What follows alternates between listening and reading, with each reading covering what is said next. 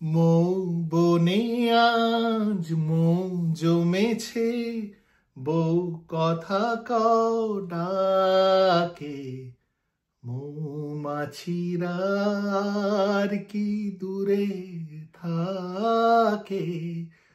ছোট যখন ছিলাম, বাংলা চিত্রমালা যখন হতো আর এই গানটা আসতো, তখন মন খুশিতে ভরে যেত। 1958 সালে উত্তম কুমার, মালা সিনহা আর অসিত বরণ অভিনীত বন্ধু ছবিটি রিলিজ হয়। আজকের আড্ডা বন্ধু ছবিটিকে নিয়ে। আমি তন্ময়, আশা করি আপনারা সকলে খুব ভালো আছেন। আমি শিওর 1958 সালের আগেও লাভ ট্রায়াঙ্গেলওয়ালা প্লটের ছবি হয়েছে, আর 1958 সালের পরে তো হয়েইছে। দুই অভিন্ন হৃদয় বন্ধু, আর তাদের মধ্যে আসেন একটি মহিলা যে কাকে ভালোবাসে তা শেষ পর্যন্ত বোঝা যায় না, আর যখন বোঝা যায় তখন একজন বন্ধু অপরের জন্য স্যাক্রিফাইস করতে চান। স্যাক্রিফাইস করার পরে কি প্রেম ভেস্তে যায়? বন্ধুত্বরই বা কি হয়? এই বন্ধু ছবির প্লট। চিত্ত বসু পরিচালিত বন্ধু 1958 সালে যখন রিলিজ হয়, তখন উত্তম কুমার আর সুচিত্রা সেনের পপুলারিটি আস্তে আস্তে বাড়ছে। তাই জন্য নাকি উত্তম কুমার একটু চিন্তিত ছিলেন যে মালা সিনহা আর উত্তম কুমারের জুটিকে দর্শক নেবেন কিনা। অসিত বরণ কিন্তু উত্তম কুমার আর মালা সিনহার থেকেও বড় স্টার, কিন্তু 1958 সালে উত্তম কুমার মোটামুটি বক্স অফিসে জাঁকিয়ে ধরেছেন। বন্ধু চিত্ত বসুর পরিচালনা, আর চিত্ত বসু এর আগেও ভালো ভালো ছবি করেছেন, তাই জন্য বন্ধু পপুলার হতে কিন্তু দেরি লাগেনি। ছবিটি রিলিজ হওয়ার সঙ্গে সঙ্গেই হিট হয়ে যায়, আর আজকেও যখন এই ছবিটি আপনি দেখবেন আপনার মন ভালো লাগবেই। তরুণ কুমারের বই পড়লে জানা যায় যে মালা সিনহা নাকি উত্তম কুমার আর তরুণ কুমারের মতন পাড়ার মানে ভবানীপুরেরই মেয়ে।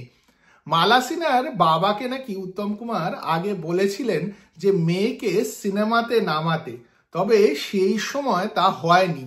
পরে গিয়ে মালা সিনহা শুধু উত্তম কুমারের সঙ্গেই সিনেমা করেননি, হিন্দি ছবিতেও চুটিয়ে অভিনয় করেছেন। মালা সিনহা আর উত্তম কুমারের সিনেমাগুলোও কিন্তু বেশ ভালো।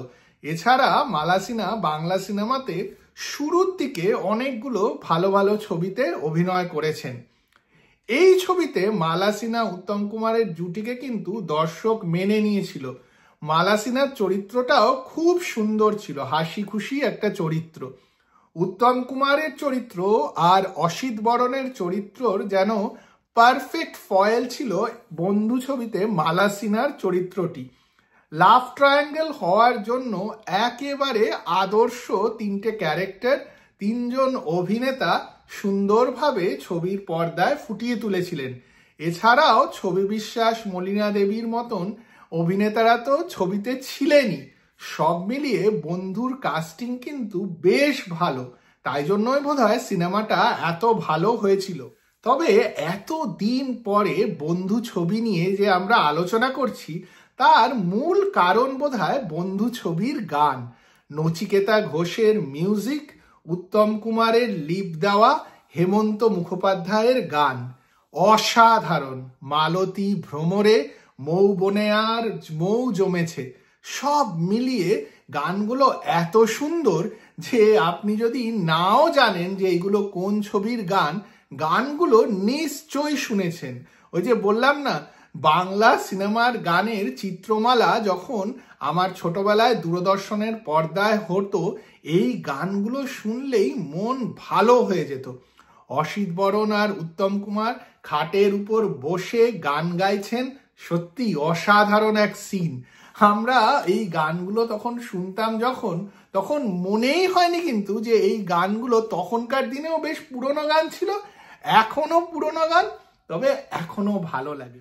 আপনারা যদি বন্ধু ছবি না দেখে থাকেন তাহলে ছবিটি দেখে ফেলুন, আর যদি গানগুলো শুনে না থাকেন তাহলে এক্ষুনি গানগুলো শুনে নিন, দেখবেন সত্যি খুব ভালো লাগবে। আর কমেন্ট বক্সে জানান যে আপনাদের কোন গান কোন ছবি খুব ভালো লাগে। আমি অপেক্ষা করে থাকবো। আর যদি এই ভিডিওটা ভালো লাগে তাহলে লাইক আর শেয়ার করতে একদম ভুলবেন না, আর চ্যানেলটিকেও সাবস্ক্রাইব